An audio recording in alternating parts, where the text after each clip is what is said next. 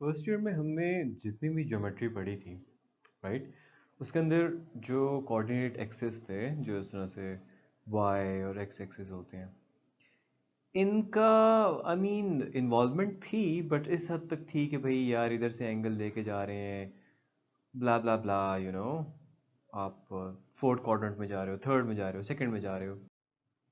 लेकिन इस लिमिट तक नहीं थी कि आपको किसी ट्रायंगल, किसी स्क्वायर, किसी चीज़ के जो एजेस हैं, जो कॉर्नर्स हैं, उनके एड्रेसेस दिए हुए, राइट। तो जब हम उस लेवल की इन्वॉल्वमेंट पे आ जाते हैं, कोऑर्डिनेट, बेसिकली कोऑर्डिनेट एक्सेस से हम डायग्राम्स को डिफाइन कर रहे होते हैं, शेप्स को डिफाइन कर रहे होते हैं, तो फिर it becomes analytical geometry, right.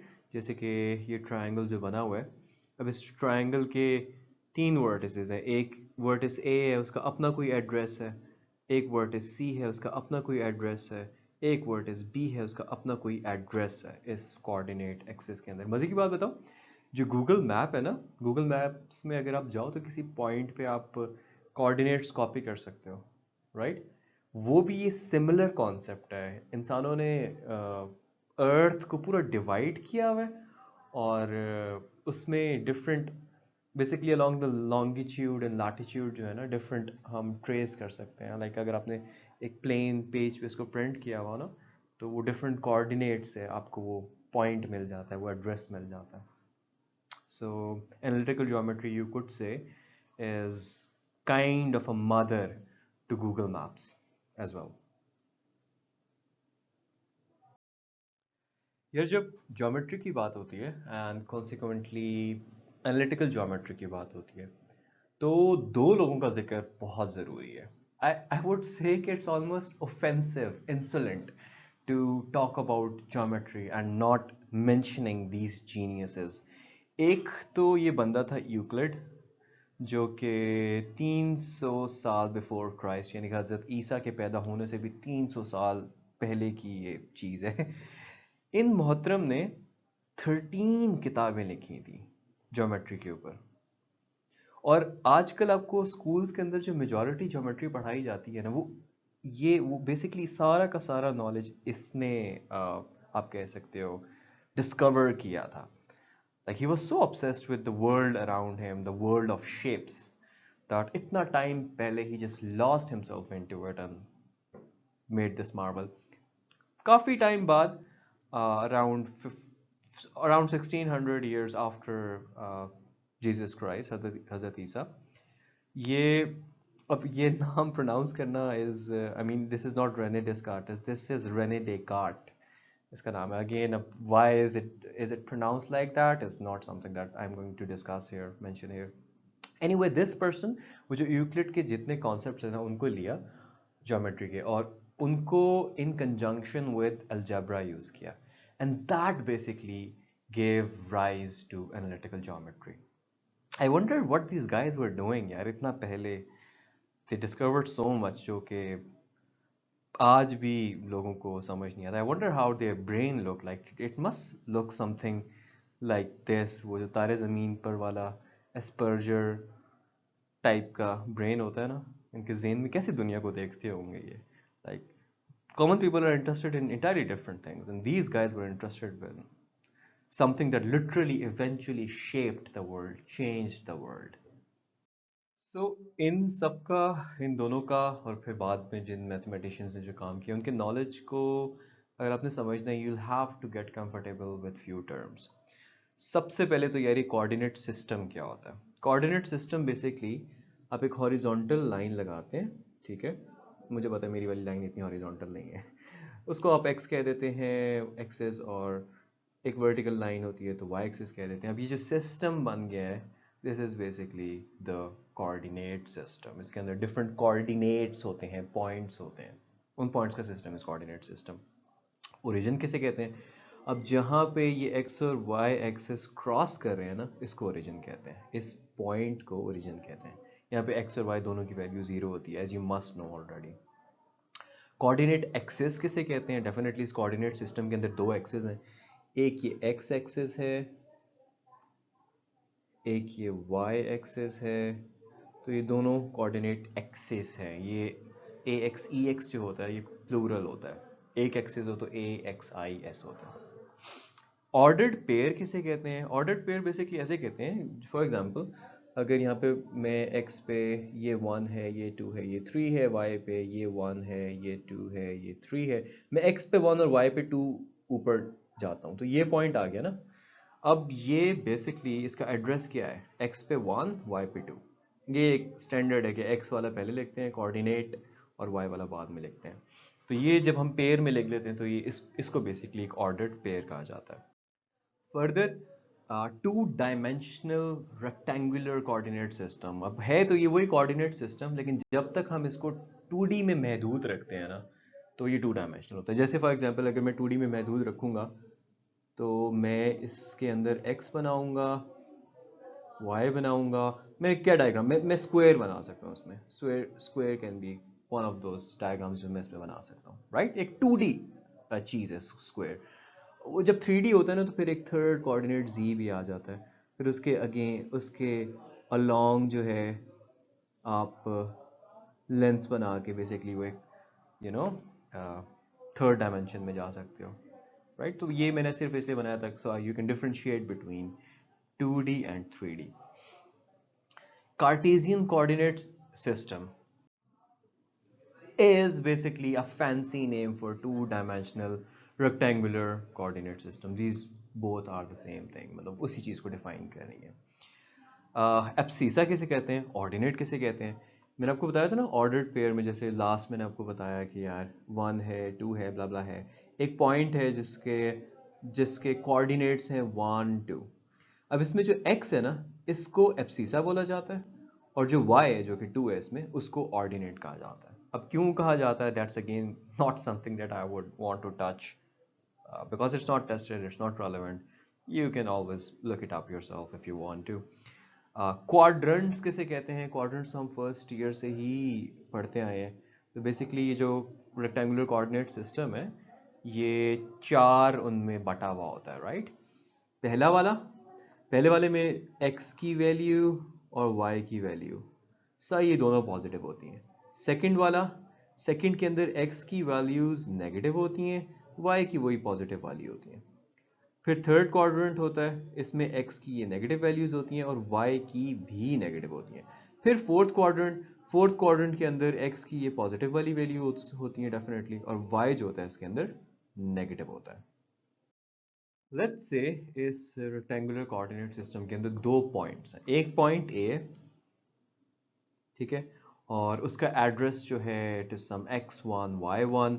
Similarly एक पॉइंट B है और उसका एड्रेस जो है it is some x2 y2। अब इन दोनों के दरमियान में डिस्टेंस कैसे निकालूंगा मैं? डेफिनेटली इनको मैं ज्वाइन करूंगा, और लॉजिकल सी बात है कि ज्वाइन करने के बाद जो इस लाइन की लेंथ आ रही है वो इसका डिस्टेंस होगी। इसको मैं फिलहाल आपको ज़बानी करवा रहा हूँ, फिर when I write it it will be a piece of cake for you. So अब इसको अगर मैं देखूँ और लेट्स से ये मैं डॉटेड लाइंस जो बना रहा हूँ इनको मैं बनाऊँ, नोट करो कि यहाँ पे अंदर जो है, लेट मी यूज येलो, ये एक ट्राइंगल नहीं बन गया? एक राइट एंगल ट्राइंगल बन गया। एक राइट एंगल्ड ट्राइंगल बन गया, मतलब ये वाला एंगल राइट एंगल होगा ना, राइट, जिसकी ये बाउंड्रीज हैं। और जो इनका डिस्टेंस है यानी कि ये लाइन जो है वो हाइपोटेन्यूज है। और हाइपोटेन्यूज पाइथागोरस थ्योरम से हमें पता है कि हाइपोटेन्यूज का स्क्वायर जो है वो बेस का स्क्वायर प्लस परपेंडिकुलर का स्क्वायर है। तो हमने फिगर आउट सिर्फ ये करना है कि इसमें बेस का स्क्वायर और परपेंडिकुलर का स्क्वायर क्या होगा, राइट? तो इस फार्मूला को, डिस्टेंस फार्मूला को जब डिराइव करेंगे, what we will do is हम इस ये बना के वी विल जॉइन दीज, और फिर हम डॉटेड में जो है इसको इस तरह से बना लेंगे। अच्छा, you can write K from the figure we can see, points का नाम भी देते हैं इस, यहाँ पे जिस पॉइंट को ये इस तरह से, मतलब जहाँ पे टच हो रहा है उसको सी कह देते हैं। From the figure we can see that ABC is a right angled triangle, right? ये एक राइट एंगल ट्राइंगल है, ये वाला एंगल जो होगा इसका ये राइट एंगल होगा। अच्छा, बाय पाइथागोरस थ्योरम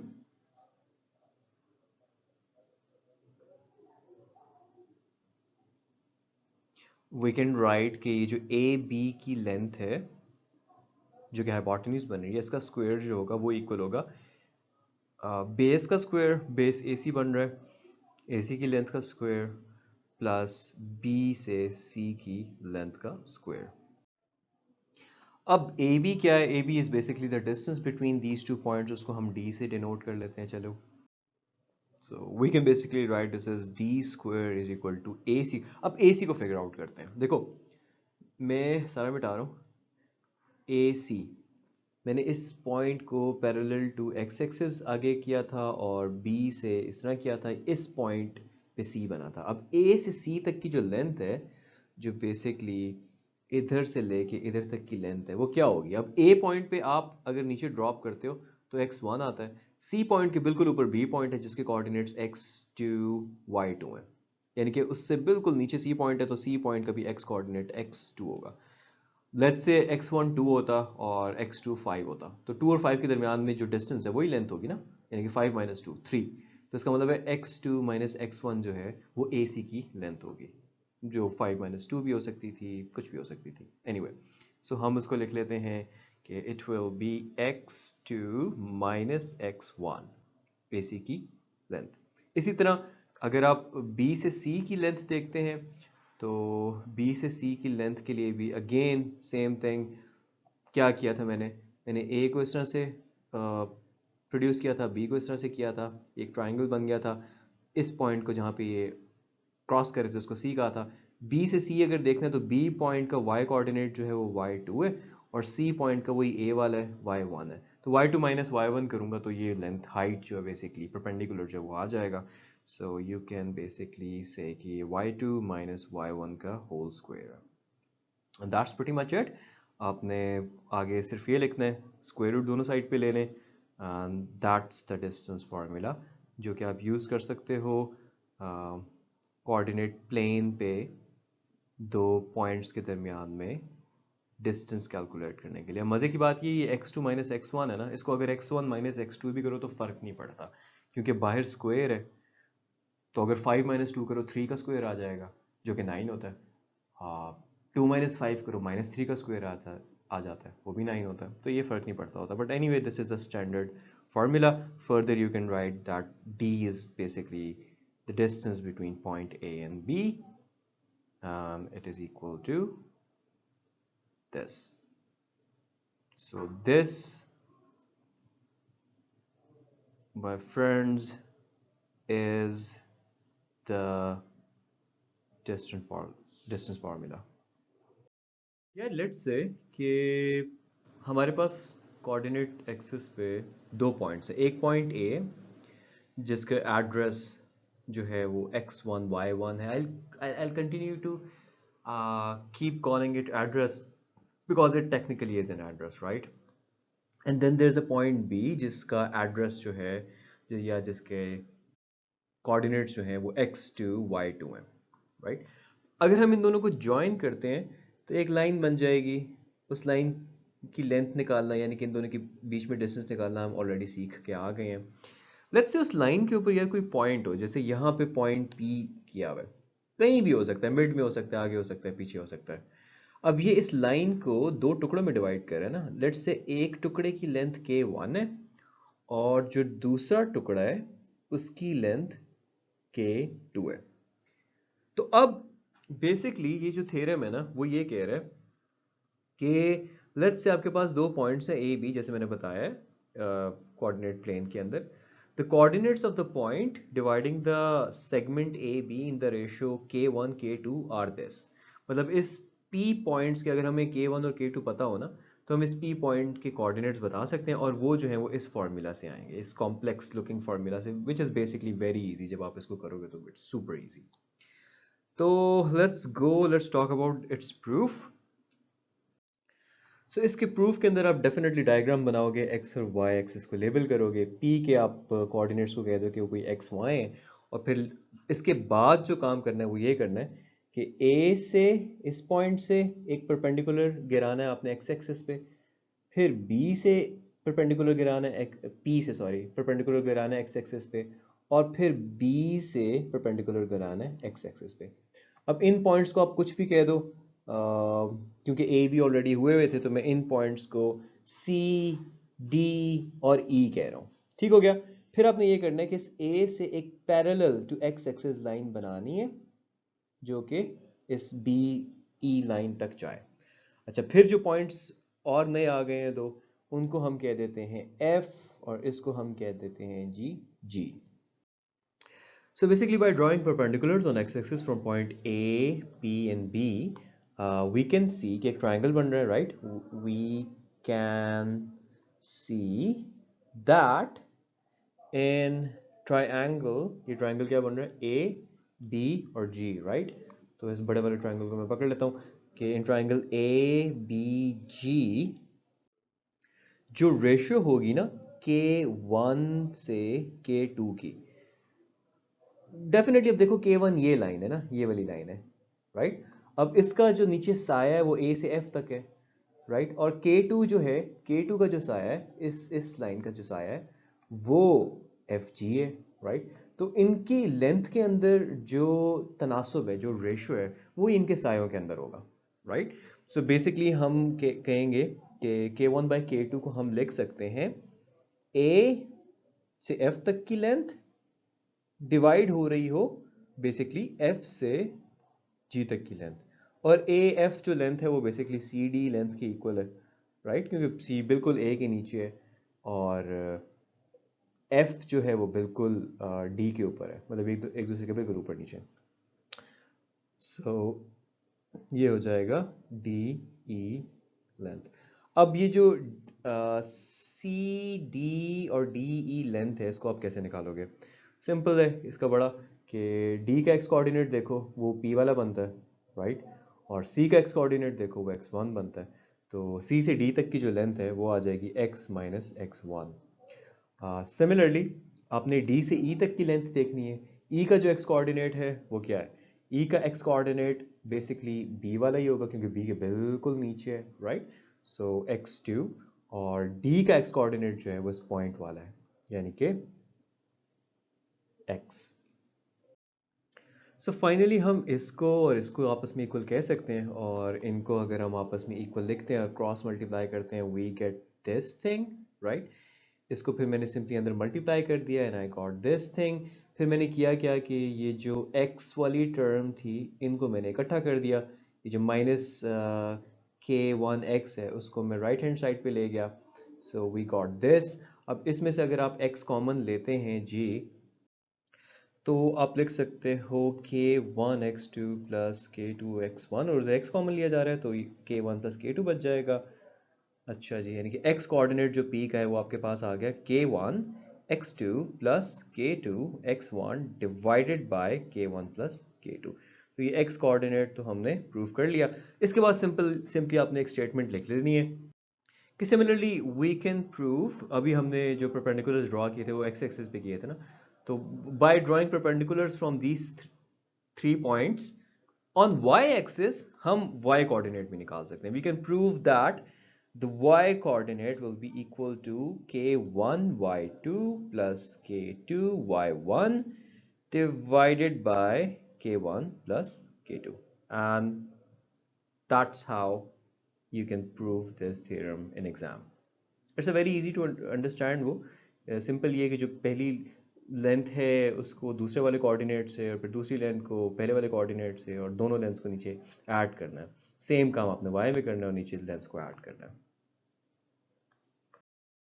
अच्छा, one last thing before we move on, वो जो है ना कि अगर P के कोई कोऑर्डिनेट्स x y हो तो हम उसके कोऑर्डिनेट्स को निकाल सकते हैं। अगर P बिल्कुल मिड पॉइंट हो ना तो होगा क्या, K1 और K2 इक्वल हो जाएंगे। I want you to pause this video और जो हमने अभी फार्मूला यूज किया है ना उसके अंदर K1 और K2 इक्वल डाल के देखो, उनको इक्वल टू सम T कह दो। वंस यू डू दैट तो आपके पास फार्मूला बेसिकली बन जाएगा कि अगर K1 और K2 इक्वल है लाइक 1:1 की रेशियो में, और P फिर इसका मतलब है मिड पॉइंट है, तो फिर वो जो कोऑर्डिनेट्स ऑफ P है उसका फॉर्मूला आपके पास बन जाएगा सिंपली दोनों के x कोऑर्डिनेट का एवरेज कॉमा दोनों के y कोऑर्डिनेट का average. So x1 plus x2 by 2 and y उसका y कोऑर्डिनेट जो होगा it will B basically y1 plus y2 by 2. That's it.